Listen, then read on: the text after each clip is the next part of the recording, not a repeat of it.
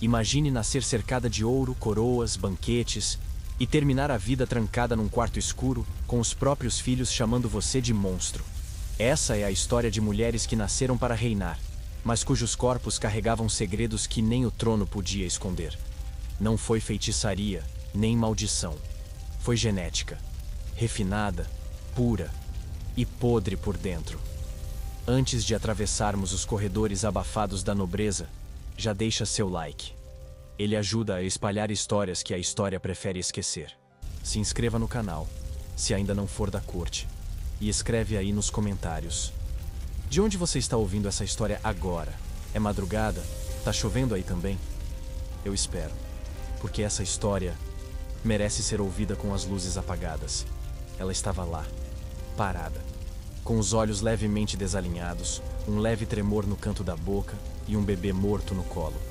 O retrato foi pintado dias depois de sua morte, porque o rei exigia, porque a corte precisava lembrar que aquela mulher era puro sangue, mesmo quando o sangue já não circulava. A rainha morreu aos 24, no parto do 7º filho. Nenhum dos 6 anteriores passou dos 3 anos de idade. Mas ninguém falava sobre isso. Falava-se apenas da linhagem sagrada. Pois é, sagrada até demais. Voltemos algumas décadas. Ela nasceu como todas as meninas da alta nobreza, em meio a promessas, velas e fungos nas tapeçarias. Ainda bebê, foi prometida ao primo. Porque, é claro, o amor é irrelevante quando a árvore genealógica é mais curva que um caracol deprimido. A infância dela foi feita de vestidos engomados, aulas de latim e jantares silenciosos com gente que tinha os mesmos dentes tortos que ela. Literalmente. Aos 12 anos, ela sabia mais sobre heráldica do que sobre felicidade. Aos 14, foi apresentada oficialmente ao noivo, que também era seu tio em 2º grau. Mas quem liga? O importante era que ele tinha sobrenome duplo e uma mãe que também era sua tia. Era como um jogo de quebra-cabeça feito só com peças repetidas. O problema? Cada encaixe criava algo cada vez mais instável. O casamento foi celebrado com pompa, missa, fogos e uma sensação generalizada de incômodo genético. Os dois sorriram, porque tinham que sorrir. Mas os bocejos discretos das damas de companhia e o tremor leve no olho do noivo diziam tudo. Aquilo não ia terminar bem. E não terminou. O que se seguiu foi uma coleção de gravidezes trágicas, filhos doentes e crises de pânico noturnas. A rainha ouvia vozes. E às vezes, respondia em francês antigo, mesmo sem nunca ter aprendido francês. Os médicos disseram que era melancolia uterina. O padre dizia que era castigo divino. Mas as parteiras sabiam. Era o sangue. O mesmo sangue que circulava há gerações no mesmo grupo de gente branca, rica e narcisista. O mesmo sangue que trocava alianças e promessas entre primos e irmãos, como quem troca figurinha repetida no recreio. A rainha era só o mais novo produto de uma tradição que confundia nobreza com repetição. Certa noite, ela tentou fugir, sozinha, descalça, com uma camisola bordada com o brasão da família que a estava matando lentamente. Foi encontrada na cocheira, acariciando um cavalo e dizendo que ele era o único que não mentia. No dia seguinte, foi trancada por 3 dias. Quando saiu, estava grávida de novo. O rei estava satisfeito, a corte aliviada, e ela completamente vazia por dentro. O parto final foi longo, doloroso e silencioso. Quando a criança nasceu, sem respirar, ela pediu para vê-la. Encostou os lábios gelados na testa do bebê e murmurou: "Me perdoa por ter nascido assim." 30 minutos depois, morreu. O rei ordenou que fosse embalsamada e pintada com o filho morto nos braços. A arte imortaliza, diziam. Mas o que ninguém percebeu foi que o verdadeiro retrato estava no cheiro. Um castelo onde todos se pareciam, se casavam e morriam jovens. Esse foi só o primeiro quadro de uma galeria esquecida. A próxima moldura traz uma princesa que foi forçada a casar com o primo, aos 9 anos. E o que ela viveu depois, ninguém ousa ensinar nas aulas de história. Ela foi levada até o altar em silêncio. 9 anos. Um vestido pesado demais para os ombros frágeis. Cabelos puxados até o couro cabeludo sangrar. E o olhar perdido de quem não sabia se estava num casamento ou numa peça de teatro mal escrita. O noivo, 16 anos, Era seu primo de primeiro grau. A cerimônia aconteceu em uma capela lotada de veludos, incensos e sorrisos cínicos. Quando terminou, ela perguntou: "Posso brincar agora?" A resposta foi um aceno frio. E o começo de uma vida trancada entre colunas de mármore e suspiros engolidos. A infância dela terminou ali. Sem festa, sem aviso. Só desapareceu.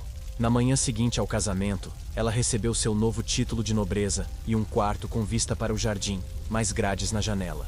O jardim era só decoração, porque, claro, flores não fogem. A nova vida era feita de bordados, posturas e aulas de como fingir estar feliz em banquetes. Tudo isso enquanto o corpo ainda tentava entender por que não podia mais correr descalço.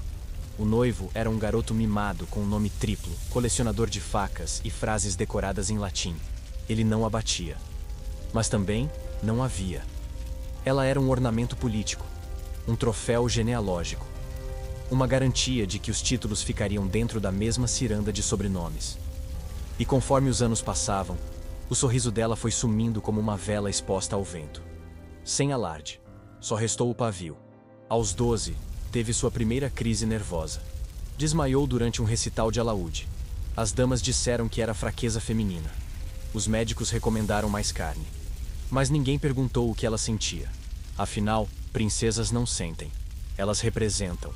E ela aprendeu a fazer isso tão bem que, com 13, já parecia uma estátua viva, dessas que enfeitam túmulos. Mas as noites eram outra coisa. Nas noites, ela chorava escondida no banheiro de mármore, sussurrando para si mesma nomes que inventava. Nomes de pessoas que nunca existiram, mas que não eram da família. Pessoas livres, com rostos diferentes, vozes diferentes. Gente que não se parecia com o retrato do pai, nem da mãe, nem do marido, nem de ninguém ao seu redor. No escuro, ela se libertava, na imaginação, porque a realidade era puro DNA circular. Aos 14, foi anunciada sua gravidez. A corte comemorou como se fosse Natal, Páscoa e conquista territorial ao mesmo tempo. Mas ela só tremia. O filho nasceu com o maxilar deslocado e as mãos em garra. Herança real, disse o médico. Milagre de Deus, disse o padre. Coincidência, sussurrou a ama de leite. Mas ela sabia. Sabia que aquele bebê era o reflexo perfeito do que o espelho do castelo nunca mostrou. 2 anos depois, o segundo filho nasceu sem cérebro. Foi enterrado às pressas. Ela pediu para ver o corpo. Negaram. Disseram que era melhor esquecer. Como se dá para esquecer um filho que nunca respirou, mas que te fez gritar por 7 horas como se rasgasse a própria história pelo meio. Naquela noite, ela riscou os próprios braços com uma faca de sobremesa. Não para morrer, mas para sentir alguma coisa que não fosse culpa. Ela morreu aos 19. Hemorragia interna, disseram. Desgosto, disse a criada mais velha. E o marido? Casou-se 2 meses depois, com outra prima, claro. Afinal, o sangue tinha que continuar puro, mesmo que carregasse fantasmas nas veias. Mas nem todas aceitaram tão caladas. A próxima mulher da nossa história resolveu falar, alto, em praça pública. Com um vestido vermelho, uma carta na mão e uma bomba metafórica na história da nobreza. Quer saber o que ela disse? Ela subiu os degraus da praça como se fosse um altar. Mas não era um casamento. Era uma declaração de guerra. Vestia vermelho escarlate, cor proibida para mulheres não enviuvadas. Nos cabelos, nada de tranças nobres. Apenas um lenço branco amarrado com raiva. Na mão, uma carta. E quando leu em voz alta, os nobres empalideceram como se tivessem visto um fantasma. Ela acusava o próprio pai, o rei, de forçá-la a casar com o irmão.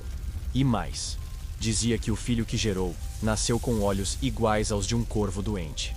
E que isso não era milagre, era maldição hereditária. O silêncio que se seguiu foi tão espesso que se podia cortar com a adaga cerimonial. Guardas correram, monges rezaram. O povo aplaudiu, porque o povo, esse, sempre soube que tinha algo podre nos retratos dourados das famílias reais. Só não esperava que uma princesa confirmasse. Em praça pública, com a elegância de quem não queria mais ser estátua de jardim. Vamos voltar um pouco. Ela nasceu como todas, carregada por parteiras pálidas, benzida com 3 águas diferentes e entregue a uma ama que tinha ordens de não deixá-la brincar com os filhos dos servos. Desde pequena, notaram algo estranho. Ela não obedecia. Recusava vestidos, cuspia em rosários e falava sozinha no espelho, como se ensaiasse uma versão alternativa de si mesma. Aos 7, disse que odiava a coroa. Aos 10, escreveu sua primeira carta de repúdio ao Papa. Aos 12, virou problema. O pai, desesperado para domá-la, fez o impensável. Prometeu sua mão ao filho mais velho. Sim, ao próprio irmão. A corte fingiu normalidade. Afinal, entre primos ou irmãos, tanto fazia, desde que o brasão ficasse em casa. O casamento seria simbólico, disseram. Só um acordo político. Mas ela sabia. E se recusou. Fugiu 3 vezes. Foi trancada 5. Uma vez, envenenaram sua sopa. Não morreu. Mas perdeu a voz por uma semana. E quando voltou a falar, escreveu. A carta foi o ápice. Um manifesto com caligrafia perfeita e acusações detalhadas. Chamem isso de incesto, degeneração ou tradição. Eu chamo de tortura heráldica. A frase virou eco entre os criados. Diziam que até as tapeçarias tremeram. O rei mandou queimá-la em praça pública, mas o povo estava do lado dela. E por 3 dias, ninguém teve coragem de acender a pira. No 4º dia, ela sumiu. Dizem que foi levada para um convento. Outros dizem que morreu de parto. Há quem jure que ela fugiu com um pirata turco e viveu o resto da vida em Alexandria, vendendo especiarias e contando histórias falsas sobre reinos que apodrecem de dentro. Vai saber. Mas a carta sobreviveu. Copiada à mão por camponesas, escondida em forros de vestido, costurada sob saias de linho. Um manifesto escrito por uma mulher que preferiu virar lenda do que herdar o trono do próprio irmão. E é com ela que começa uma onda de mulheres que ousaram dizer não. Nem todas sobreviveram, é claro. Mas a próxima resolveu aceitar o casamento. Só que ela transformou o noivo em escravo emocional. E o império inteiro pagou o preço.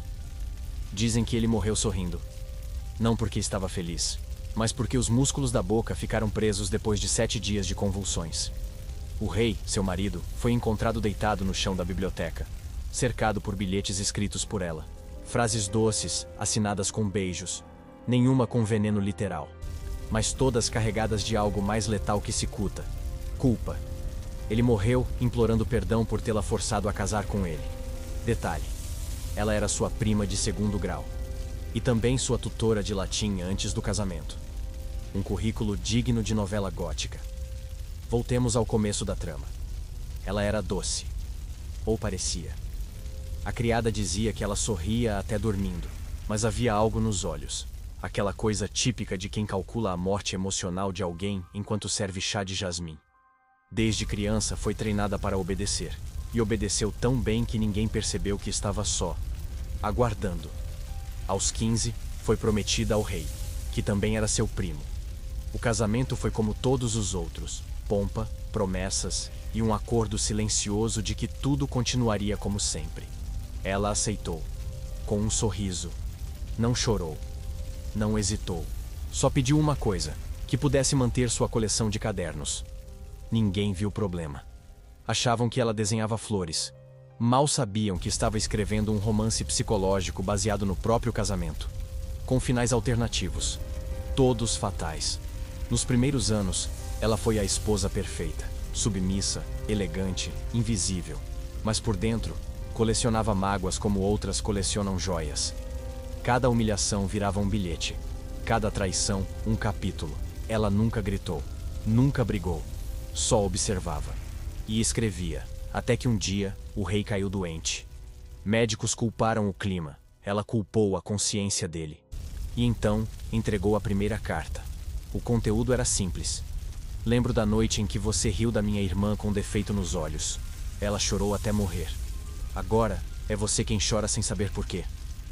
O rei achou que era poesia. Leu em voz alta no jantar. Riram. No dia seguinte, mais febre. No outro, outra carta. Até que a biblioteca virou confessionário. E ele começou a delirar com olhos nas paredes, véus vermelhos e risos ao longe. Ela não envenenou nada, dizem. Só deixou os próprios segredos nos lugares certos. Quando ele morreu, um médico escreveu que foi de colapso nervoso agravado por herança degenerativa. A corte disse que era fraqueza do sangue. Mas o povo jurava que a rainha matou o marido com palavras, que ela era o espelho invertido da docilidade, que sorria enquanto sangrava por dentro.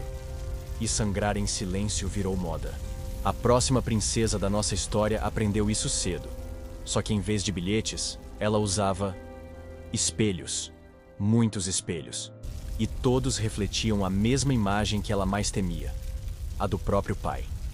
Ela foi encontrada deitada no chão do salão principal, cercada por cacos de vidro e com as mãos cobertas de cortes. O vestido, antes branco, agora era uma aquarela de vermelho e prata.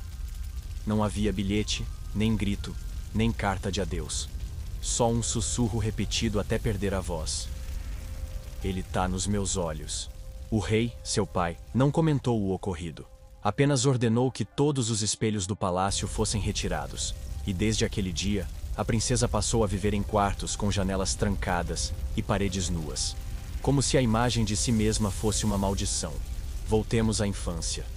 Ela cresceu cercada por refletores dourados, penteadeiras de mármore e elogios vazios. Diziam que ela era a cópia perfeita da mãe. Mas bastava ver com calma para notar que o maxilar era do pai, o nariz do avô e os olhos do bisavô. Literalmente. A genética ali fazia cosplay de si mesma. E ela cresceu percebendo que quanto mais bonita parecia por fora, mais deformada se sentia por dentro. Desde cedo, foi treinada para sorrir diante do espelho. Toda manhã, 3 amas a vestiam como uma boneca. E todo fim de tarde, o rei a chamava de minha perfeição reciclada. Aos 12, recebeu o primeiro presente oficial de noivado, um colar que pertencera à esposa do seu bisavô. Sim, o mesmo bisavô que também era seu tio trisavô. Não tente entender. Apenas aceite que a nobreza medieval tratava árvore genealógica como autorama. Só fazia curvas fechadas. Aos 13, ela começou a cobrir os espelhos com lenços. Aos 14, começou a se esconder das pinturas do castelo. Aos 15, parou de falar. Diziam que era melancolia. Disfarçavam com vestidos bordados e festas em sua homenagem. Mas por dentro, ela sabia. Estava sendo engolida pelo próprio reflexo. Certa noite, ouviu o pai dizer, entre goles de vinho, que ela seria uma esposa perfeita para o sobrinho. Aquele mesmo sobrinho que tinha olhos desiguais e tendência a morder criados. Ela não gritou, não fugiu. Esperou todos dormirem e destruiu todos os espelhos do palácio com um candelabro de prata, um a um, sem hesitação, como quem tenta apagar uma profecia.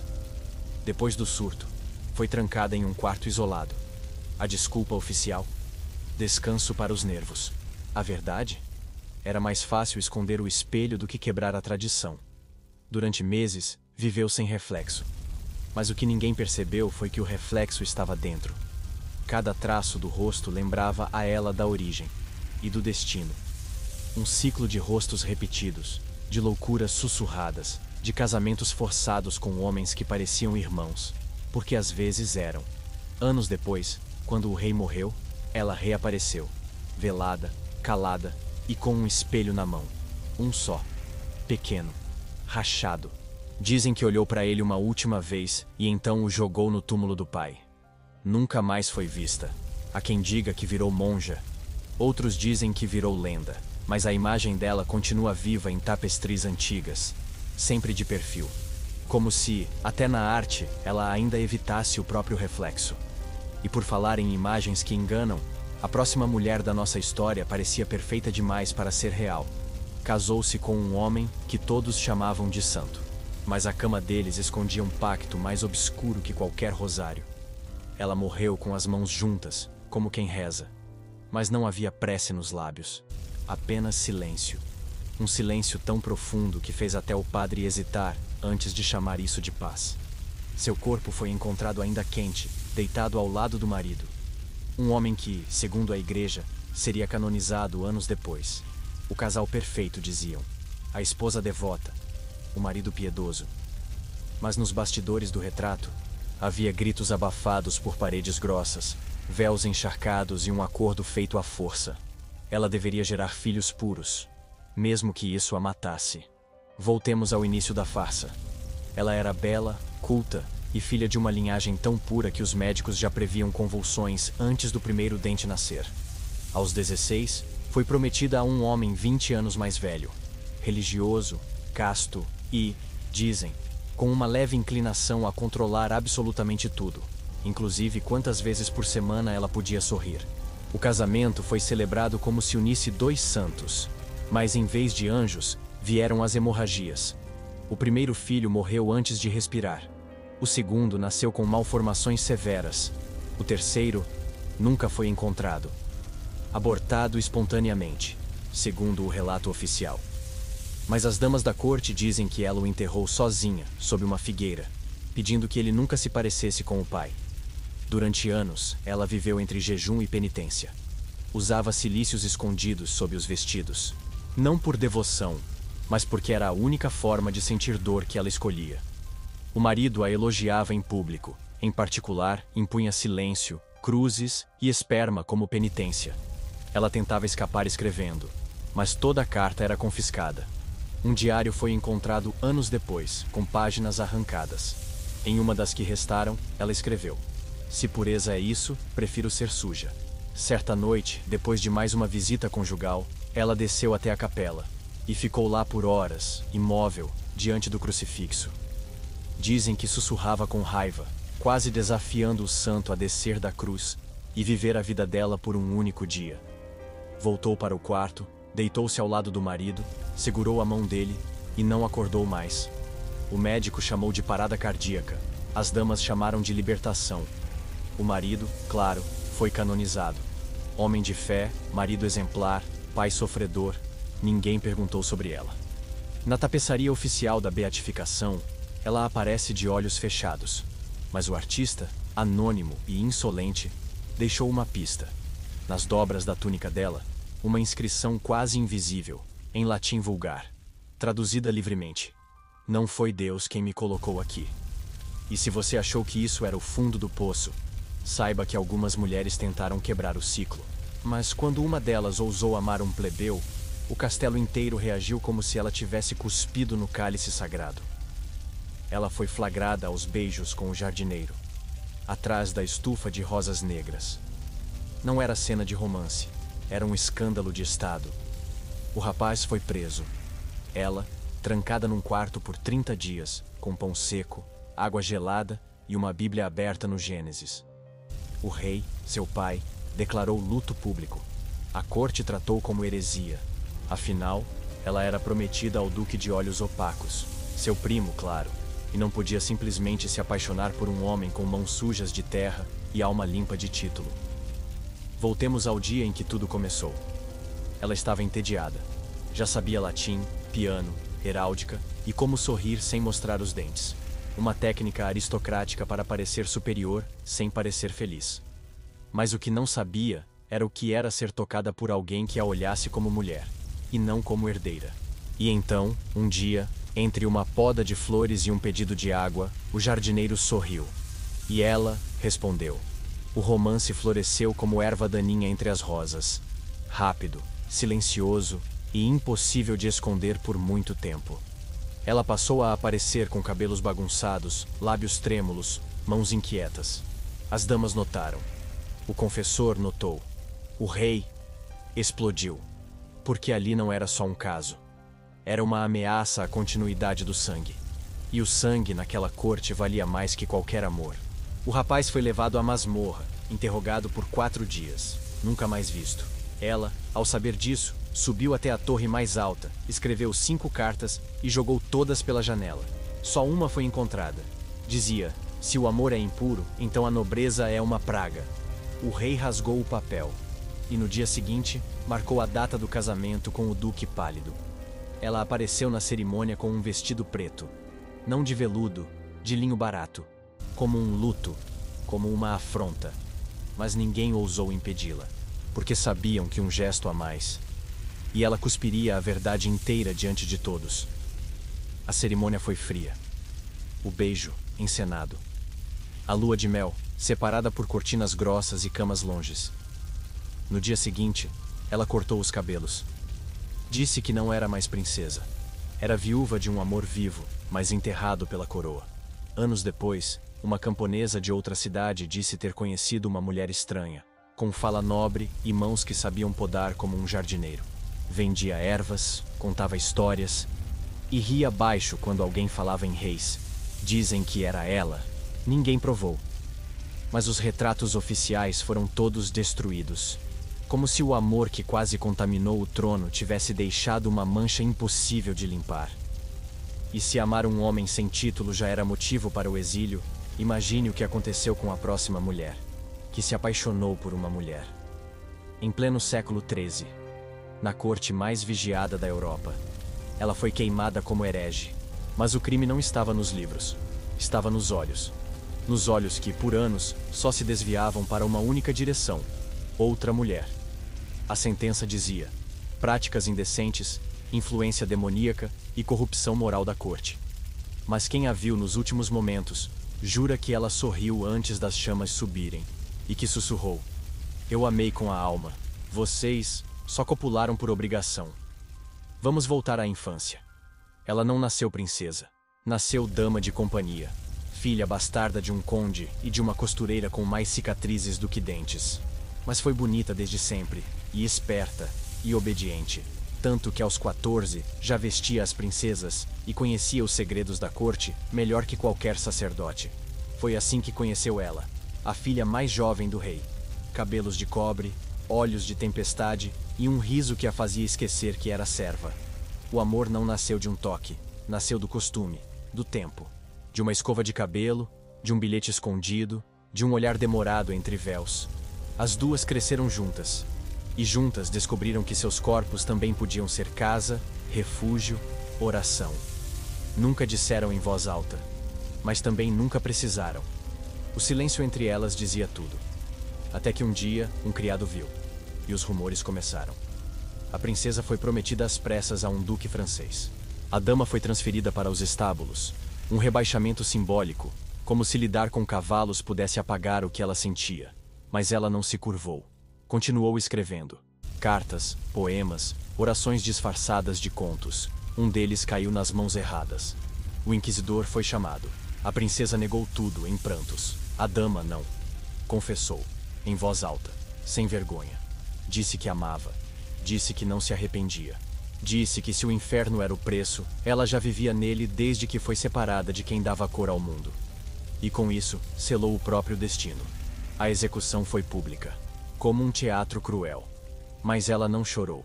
Usava um vestido branco, tingido com vinho, como sangue seco. Subiu ao cadafalso sozinha, segurando um papel dobrado. Quando o fogo começou, o papel voou. Foi encontrado por um menino.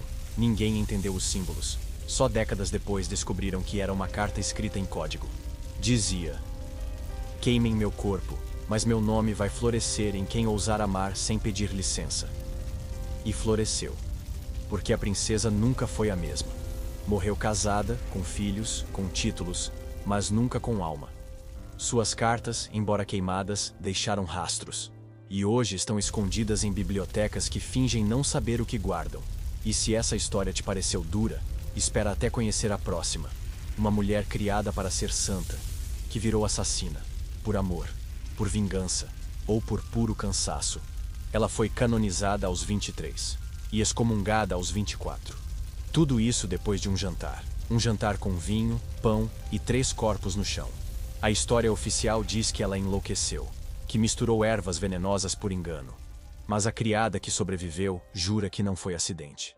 Que antes de servir, ela beijou cada taça e disse: chega de rezar para quem só sabe destruir.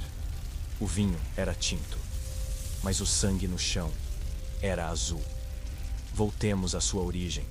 Era filha de condes, criada em convento desde os 5. Bela, silenciosa e com uma fé que fazia inveja até aos monges.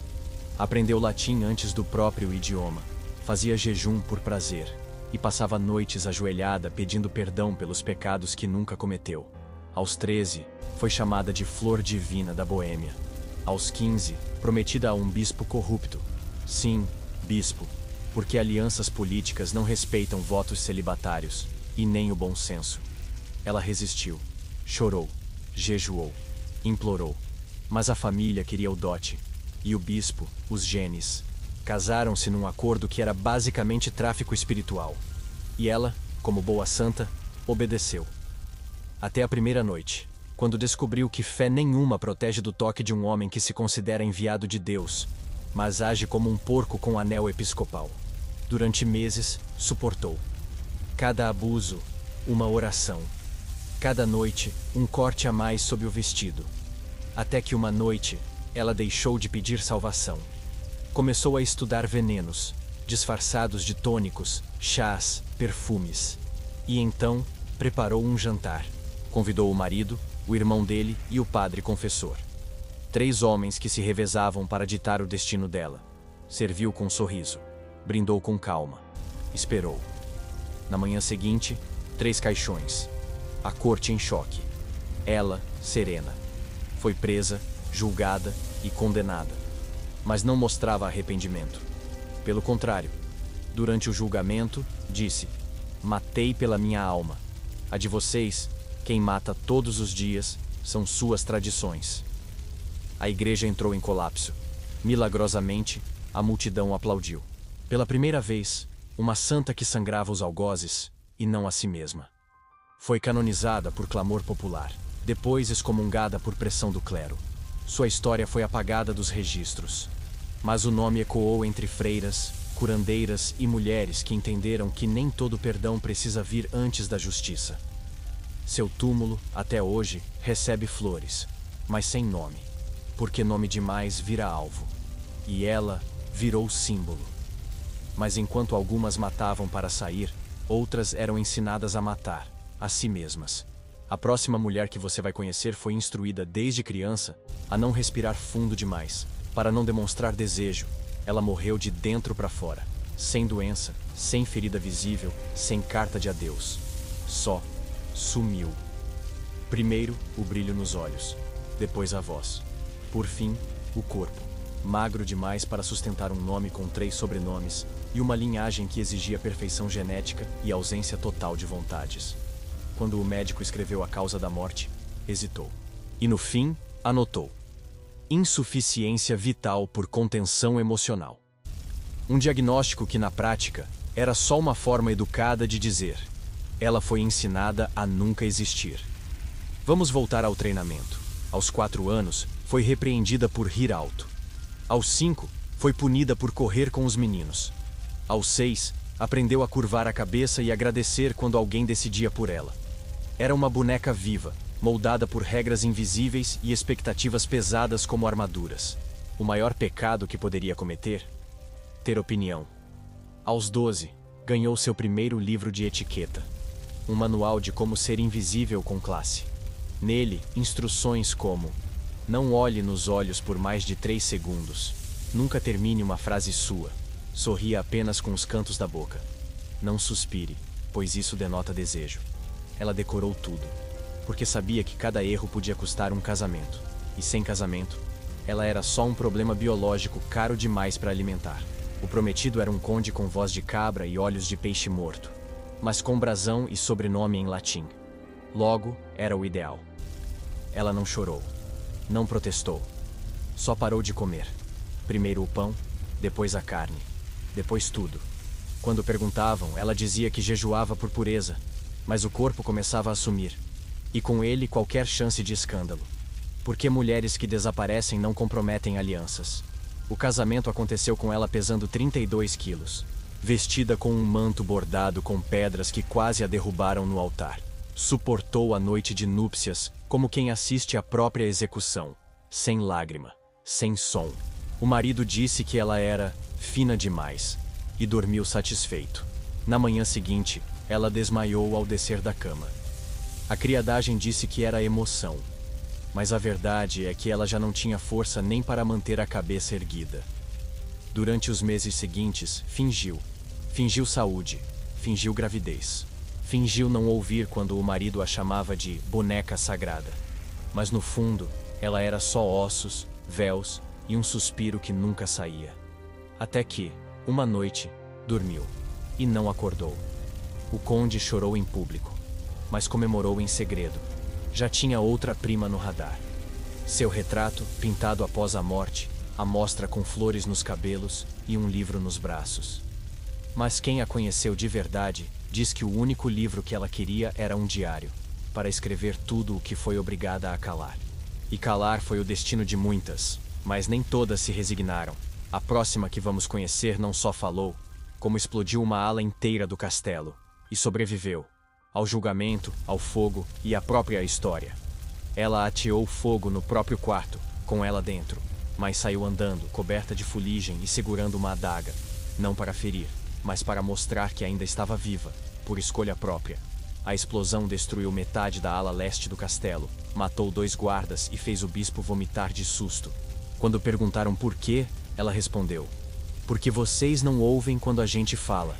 Então agora, ouçam o que o fogo tem a dizer. Vamos rebobinar esse barril de pólvora." Filha única de um duque viúvo e autoritário, foi criada como herdeira, até menstruar. Depois disso, virou moeda. O pai tratava alianças como partidas de xadrez, e ela, como um peão dourado. Aos 15, já tinha recusado 4 propostas. Aos 16, foi prometida a um velho gordo com hálito de alho e histórico de 5 esposas mortas, de tristeza. Ela não recusou dessa vez. Não falou nada. Apenas sorriu. O que, no caso dela, era sinal de perigo.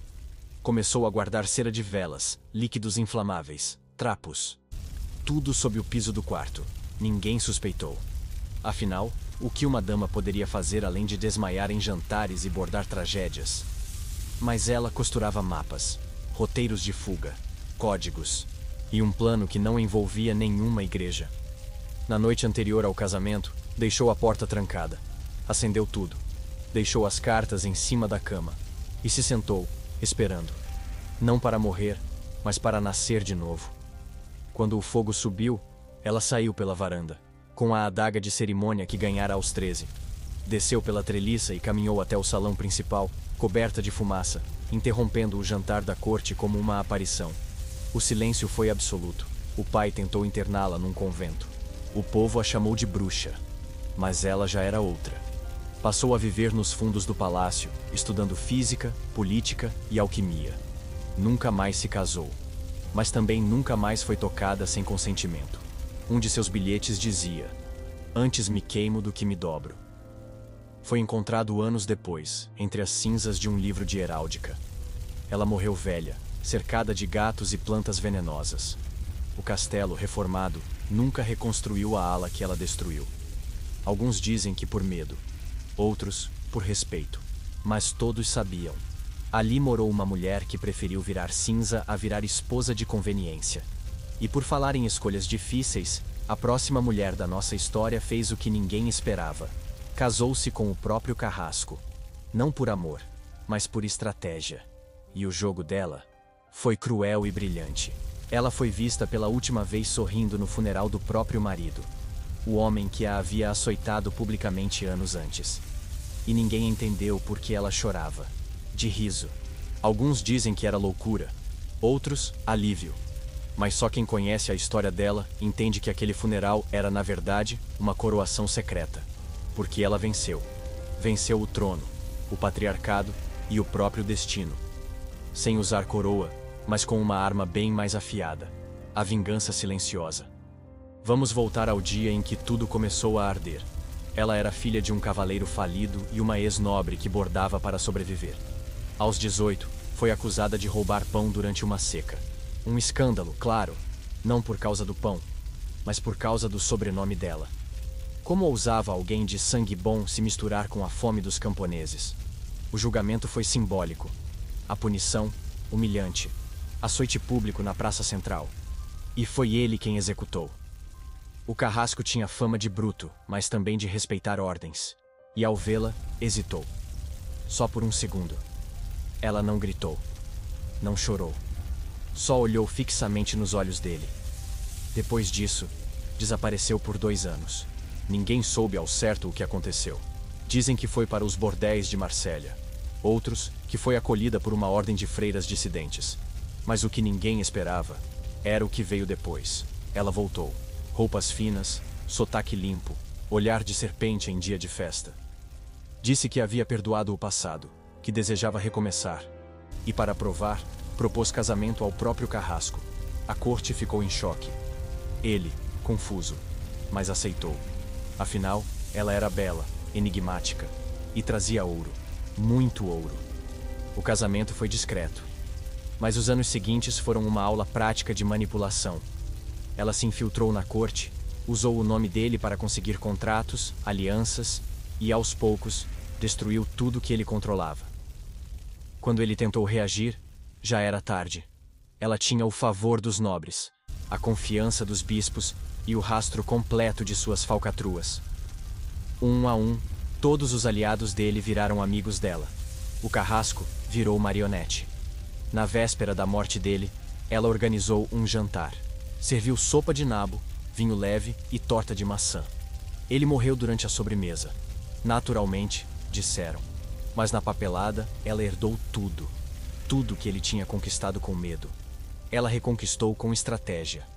E aquele riso no funeral não era loucura. Era o som de séculos de mulheres finalmente virando o jogo. E é nesse jogo que entra a próxima personagem. Uma jovem prometida desde o útero. Sim, desde o útero. A um homem que ela jamais conheceu.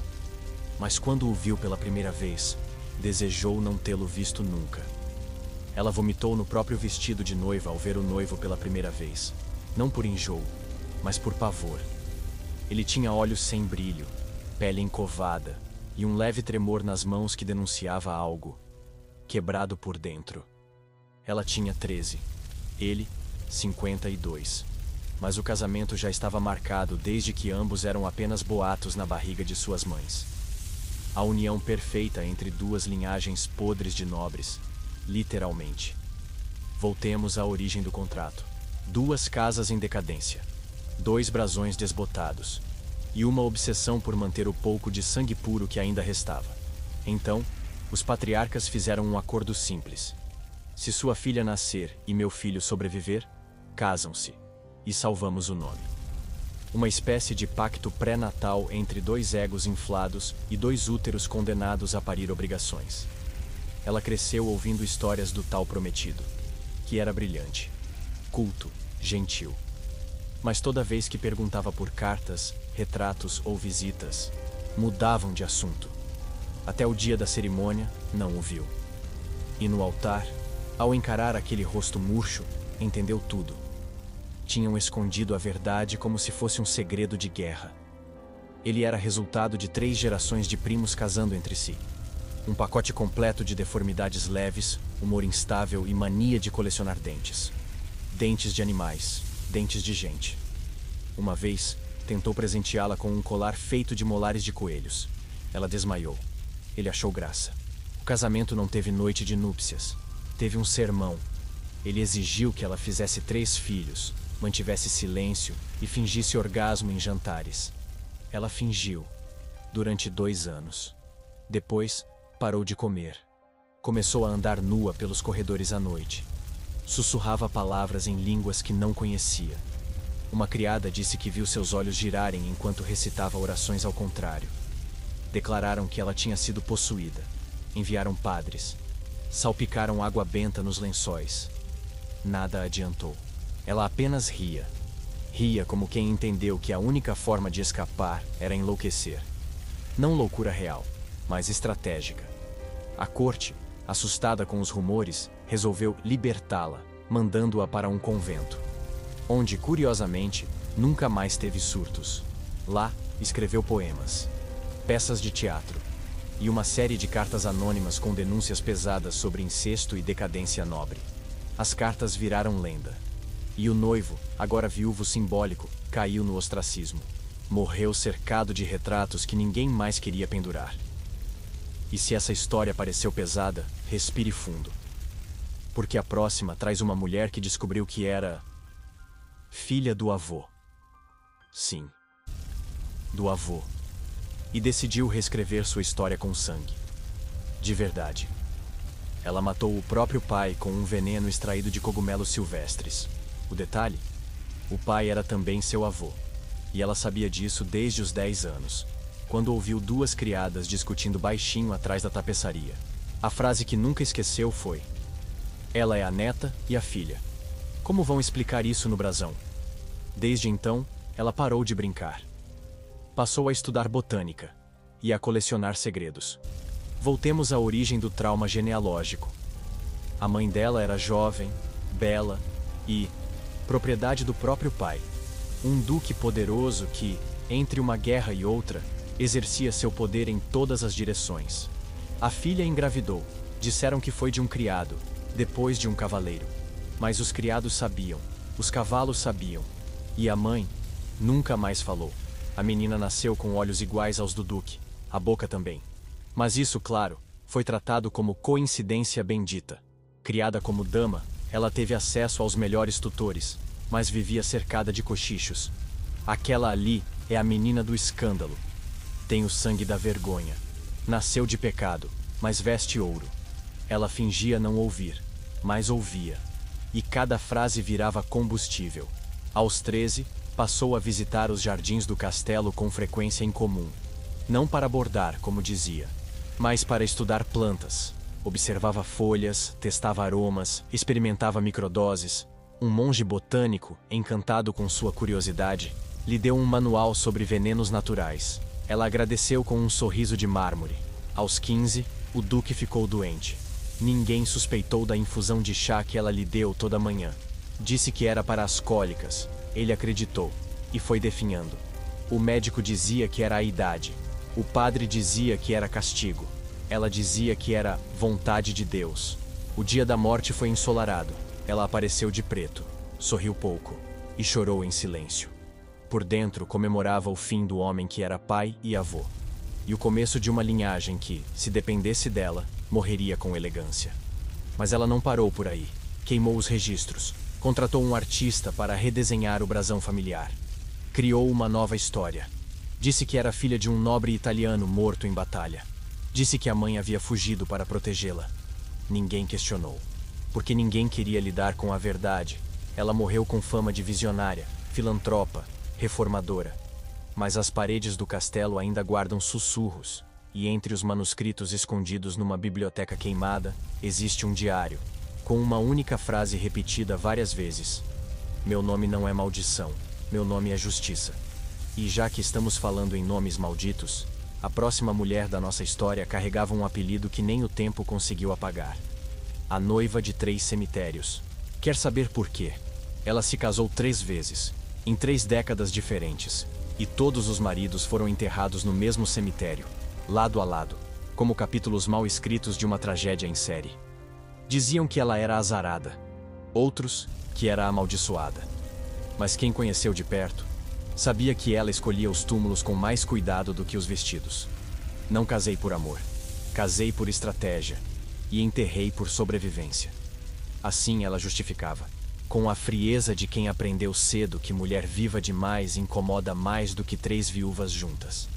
A primeira união foi aos 15, com um barão podre de rico e de saúde precária. Durou 2 anos. Ele morreu de um colapso durante a ceia. Engasgou com uma uva. E ninguém o socorreu a tempo. Ou, segundo um boato mais suculento, alguém segurou o pescoço dele até que a uva fizesse seu trabalho. No dia seguinte, ela já estava de preto, e com um inventário nas mãos. O segundo casamento foi por exigência da coroa. Ela deveria unir linhagens. Tradução: casar com um homem 20 anos mais velho, com hálito de porco e cheiro de medo. O testamento dele era mais sedutor que o sorriso. Casaram-se.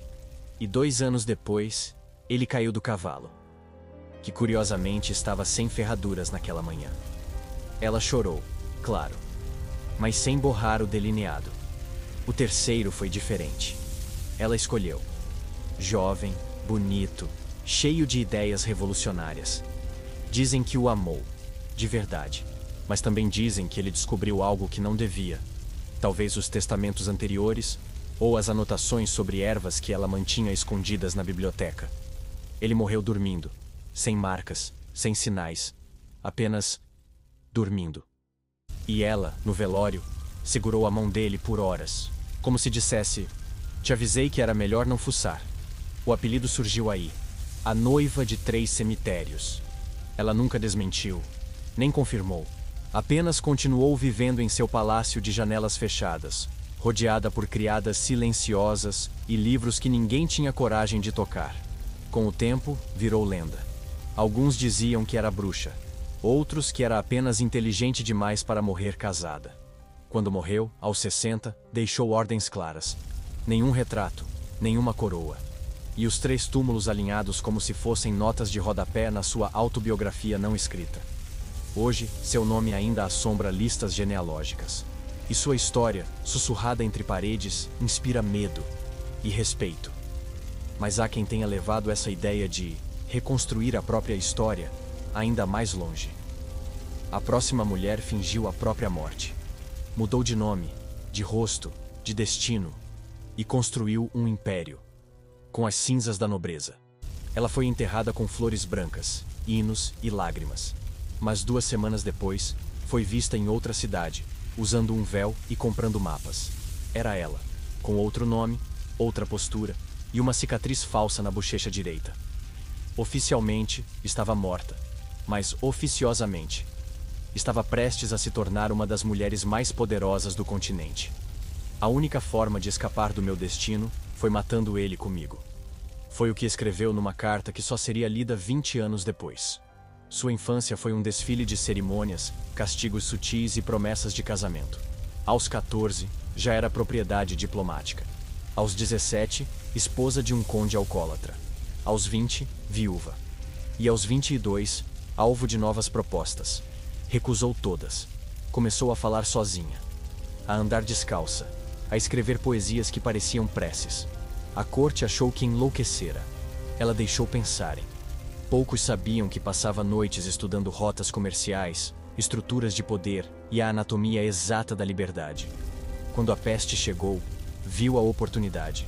Contraiu uma febre leve, simulou piora, subornou uma criada e sumiu. O corpo enterrado no caixão era de outra mulher, desfigurada, mas com joias que diziam quem ela supostamente era. Nos anos seguintes, uma mercadora misteriosa começou a dominar as rotas do leste. Sem sobrenome, sem passado, apenas com um olhar que fazia os homens abaixarem os olhos. Negociava com nobres, reis e até piratas. E sempre vencia. Diziam que ela conhecia os podres de todos. E talvez conhecesse mesmo. Afinal, cresceu ouvindo confissões atrás de portas fechadas. Com o tempo, fundou um banco, uma frota, um orfanato que formava meninas em política, não em oração. Tornou-se uma lenda viva. E mesmo assim, jamais revelou o rosto completamente. O véu virou sua marca, seu escudo, sua bandeira. Quando morreu de verdade, aos 68, deixou um testamento lacrado. Dentro, um retrato antigo e uma frase: "Morrer foi o melhor negócio que já fiz." Seu nome de batismo jamais foi associado oficialmente à magnata misteriosa. Mas os registros batem. As datas também. E a assinatura? Bem, essa ninguém conseguiu copiar. Porque quem finge a própria morte e reconstrói a vida, não quer aplausos, quer paz. E por falar em paz, a próxima mulher da nossa história encontrou a dela numa torre, isolada do mundo, mas cercada por livros proibidos e pensamentos perigosos demais para uma nobre. Quer saber o que ela descobriu lá em cima? Ela passou 32 anos sem sair de uma torre. E ainda assim, sabia mais sobre o mundo do que todos os conselheiros do rei. Quando morreu, deixaram queimar os manuscritos que ela havia escrito. Diziam que eram perigosos, subversivos, indecentes. Um monge tentou salvá-los, mas foi envenenado. A única coisa que restou foi uma frase rabiscada na parede do quarto dela, escondida atrás de um espelho. Me trancaram para me silenciar. Esqueceram que o pensamento não obedece trancas. Vamos subir até o começo dessa história. Ela era a terceira filha de um duque obcecado por poder e controle. As 2 irmãs mais velhas foram prometidas a duques de sangue azulado. Ela era diferente. Lia demais. Questionava demais. Observava com um silêncio que incomodava. Aos 12, ouviu a mãe dizer: "Ela é perigosa, não por ser má, mas por pensar." Aos 13, foi trancada na torre, por precaução. A torre era alta, fria e cercada de livros. Muitos, alguns proibidos, outros perdidos. Havia tratados de alquimia, anatomia, política, astrologia e desejos inconfessáveis de mulheres que viveram antes dela. Ela leu tudo, estudou tudo, e passou a escrever. Não cartas de lamento, mas projetos, teorias, críticas, mapas mentais. Começou a traçar uma nova história para a humanidade. Uma onde o sangue nobre não era uma bênção, mas um veneno refinado ao longo dos séculos. Com o tempo, as paredes da torre se encheram de desenhos, fórmulas, questionamentos. Criou um idioma próprio para que ninguém decifrasse seus cadernos. Só uma criada tinha acesso, e mesmo ela não sabia tudo. Às vezes encontrava a jovem com os olhos vermelhos e as mãos trêmulas, como se tivesse descoberto algo que não deveria ser descoberto. Dizem que ela previu colapsos políticos, traições, até assassinatos, todos com base na lógica fria das alianças de sangue. Um de seus escritos dizia: reis não morrem por espadas, morrem por primos casando entre si. Ela via padrões que ninguém via, e por isso, nunca mais foi autorizada a descer. Aos 45 anos ficou doente. Recusou médicos. Só pediu tinta, papel e uma vela acesa. Morreu escrevendo. Ninguém sabe o que foi a última frase. O manuscrito sumiu. A criada também. A torre foi lacrada. Mas alguns anos depois, uma jovem plebeia publicou um tratado político com ideias idênticas às dela, assinado por um nome fictício. Hoje, estudiosos debatem se aquele tratado não foi escrito por ela e contrabandeado pela criada. Outros dizem que foi coincidência, mas quem lê com atenção percebe, tem algo ali, que só poderia ter sido escrito por alguém que passou 3 décadas olhando o mundo de cima, sem poder tocá-lo. E falando em tocar o mundo, a última mulher desta história não queria vingança, nem poder, nem justiça. Só queria parar de ter filhos com o próprio primo. E mesmo assim, pagou o preço mais alto. Ela morreu no parto do 12º filho. Todos do mesmo homem. Todos meio-irmãos de si mesmos, já que ele era seu primo e também seu tio. Quando o corpo dela foi preparado para o funeral, a parteira mais velha sussurrou com a mão no peito: ela não morreu de parto. Ela morreu de insistência. Foi enterrada com honras, mas sem nome no túmulo. Apenas o brasão da família. Como se o sangue, no fim, fosse mais importante do que quem sangrou.